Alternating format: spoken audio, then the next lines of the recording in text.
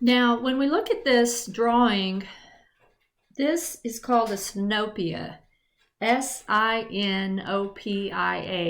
It's also known as a cartoon. Now, it's not like a cartoon that we think of in the funny papers. This is a drawing, a line drawing that's created on a large sheet of paper, and it's to scale by an artist. And then what they would do is they would take this drawing and they would tack it up against the wall that they were going to transfer this drawing onto.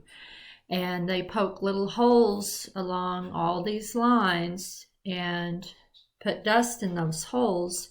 And then when they pull the paper off the wall, they have the line dust, the implied lines, so they know where to paint their image.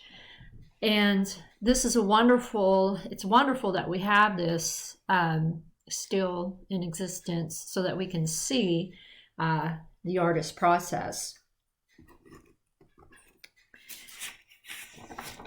Okay, now we're going to actually move into the early Renaissance. All right.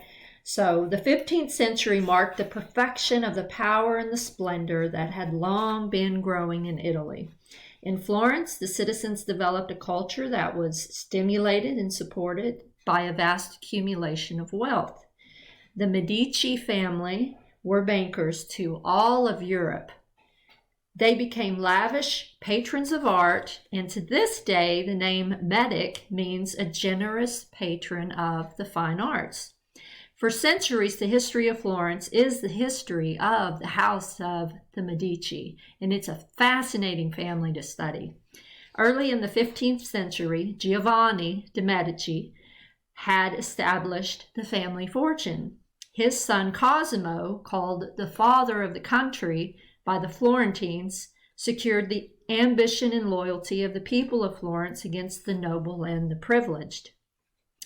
The Medici gradually became the discreet dictators of the Florentine Republic, or the city-state of Florence. They disguised their absolute power behind a mask of gift-giving or charity. Cosimo began the first public library since the ancient world, okay? The first public library, think about this. And it is estimated that in some 30 years, he and his descendants spent almost $20 million for manuscripts and books. $20 million back in that time. Okay, this shows us the financial power behind the establishment of humanism in the Renaissance, and we'll talk a little bit more about humanism. Cosimo was an astute businessman and politician, and he had a sincere love of learning. He read Plato in his old age and wrote to his tutor, the Neoplatonic philosopher Ficino, "I desire nothing so much as to know the best road to happiness." And Cosimo really wanted to impart the best road of happiness to those that he knew and loved. So humanism during the Renaissance was a collection of intellectual Greek and Roman teachings undertaken by scholars, writers, and civic leaders. The movement initially began in Italy, but spread throughout Europe. It developed during the 14th and the 15th centuries and was a response to the challenge of medieval scholastic education, emphasizing practical, pre-professional, and scientific studies. Now, before humanism, the dominant method of critical thought was known as scholasticism. It dominated the teaching of academics in medieval universities in Europe from about 1100 to 1500. It originated as an outgrowth of and a departure from Christian monastic schools at the earliest European universities. Scholasticism focused on preparing men to be doctors, lawyers, and professional theologians or preachers, and was taught from approved textbooks in logic, natural philosophy, medicine, law, and theology, or the study of God. Humanists reacted against this utilitarian approach and the overly concern with formal rules and trivial points of learning associated with it. It embodied the ancient Greek maxim, Man is the measure of things. So beginning with Petrarch in the 14th century, educational reformers approached classical studies independently rather than linking them with Christianity. Scholars no longer used Gothic script or persuade intellectual inquiry in the service of the church, but rather prepared the clarity of the Latin alphabet, or preferred the clarity of the Latin alphabet, standardized spelling and grammar, and the skill in the art of rhetoric. Classical texts were translated and sought to create, they were translated, and history, literature, and mythology were studied along with Christian subjects. So they sought to create a citizenry, frequently including women, able to speak and write the eloquence and clarity of those capable of engaging the civic life of their communities and persuading others to virtuous and prudent actions. So many churchmen became humanists. Much humanist effect went into improving and understanding the translations of the Bible and early Christian texts, since one of the goals was to understand ancient Greek and Latin text. They sought to resume contact with the classical past. Artists wanted to bypass the Middle Ages and recover Greek and Roman forms. Above all, philosophical ideas that man was rational and capable of achieving dignity, intellectual excellence, and high ethical standards by means of a classical education determined the character of Renaissance humanism. Now, it was the desire that people get involved in their communities, and civic organizations sprang up. I think of the Rotary Club, civic organizations that are still here today, and other organizations like the Kiwanis Club. Those type of clubs are important to communities because the local businessmen and women, they get together and they work to make scholarships for young people. They make plans for Christmas parades, 4th of July celebrations, with the fireworks display. So these groups are incredibly critical to local communities. Now, the grandson of Cosimo, Lorenzo the Magnificent, he went even beyond his grandfather in liberal giving. So he was a talented poet, and he gathered about him a galaxy of artists and gifted men in all fields, extending the library that Cosimo had begun, revitalizing his academy for the instruction of artists, establishing the Platonic Academy of Philosophy, and lavishing funds on splendid buildings, festivals, and pageants.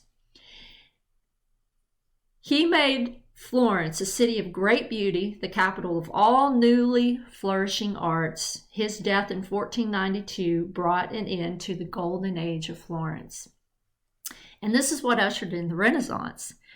The Medici family was paying for artwork to be made, and we have a renaissance of ancient Greek and Roman ideas, okay? It was a very fascinating time period. Now, the years immediately following saw the invasion of Italy by the barbarian nations. They were barbarian to the Italians, of course, of France, Spain, and the Holy Roman Empire. The Medici were expelled from Florence. The reforming, fanatical Savonarola preached repentance in the Cathedral of Florence, and Renaissance moved its light and its artists from Florence to Rome. So people had to leave during this time period. One of the most prominent patrons of the Roman Renaissance was Pope Leo X. He was a patron of Raphael and Michelangelo, which you'll learn more about soon. He was a Medici himself, the son of Lorenzo the Magnificent. Never in history was there a family so intimately associated with the great cultural revolution. It might safely be said that the Medici had subsidized and endowed the Renaissance. And it's absolutely breathtaking, the money that they poured into hiring artists to create many, many beautiful things. And it's going to spread, it's going to move to Rome in the High Renaissance. And instead of the Medici family being the patrons or those who are paying for the artwork, the church, the Holy Roman Church, is going to become the patron in the High Renaissance when the new St. Peter's Cathedral is built, which is the Vatican as we know it today. Fascinating stuff. Okay, now we're going to talk about the 1401 competition for the Florence Baptistry doors. Now, as you remember, we looked at the Florence Baptistry when we were talking about the doors that Pisano had made.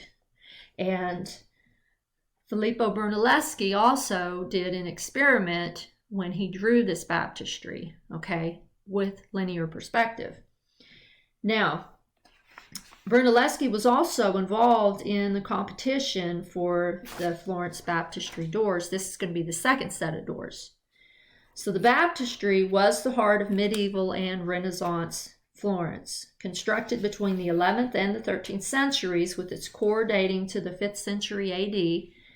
The Florentines believed it was originally a Roman temple dedicated to Mars, the god of war, and as a testimony to their noble Roman heritage. Every child born in the city would have been baptized here as a Christian and a Florentine into the Catholic religion. So the history of the early Renaissance in art begins with an account of this competition. So the competition, as I mentioned earlier, it took place in 1401 for a set of doors on the east side of the Florence Baptistry, and later those doors were moved to the north side. 2 14th century doors were already in place, as we've already learned about. They were commissioned about 65 years earlier, so 65 years has passed since those first set of doors were put into place. Again, Andrea Pisano, he depicted the life of John the Baptist as the theme for those doors. Now, members of the Wool Refiners Guild supervised a contest and served as the jury. The subject chosen for the competition was the sacrifice of Isaac. According to an account in Genesis 22, Isaac's father, Abraham, is basically obeying God's command to sacrifice his only son in an act of faith. And at the last moment, as Abraham is about to kill Isaac, an angel intervenes, and Abraham, having proved his obedience to God, is instructed to substitute a ram for Isaac. There were 7 contestants for the baptistry doors, with Filippo Brunelleschi and Lorenzo Ghiberti being the most important.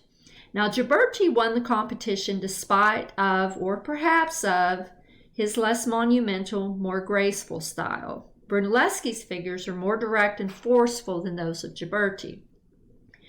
Brunelleschi's biographer, Manetti, stated that the judges were so impressed with both artists that they asked them to share the project.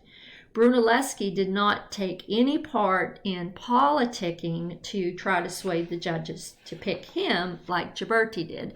So basically, Ghiberti was a little bit of a brown-noser, and he would go talk to the judges on the side and try to talk them into picking his piece. And Ghiberti, he felt like the artwork should be the voice that wins the competition. So he didn't do that.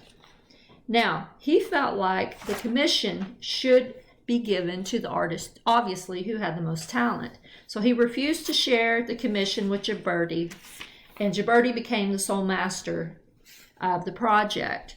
Now, Ghiberti had created basically a studio where he had numerous assistants, which included Masolino, Donatello, Uccello, Michelozzo, and other prominent artists in Florence. One man could not compete for the entire commission. Each panel had to be designed, modeled in wax, cast in bronze, chased, gilded, and burnished to a radiant finish. And it took 20 years to complete this set of doors. 20 years. Long time, okay? All right. We'll talk more.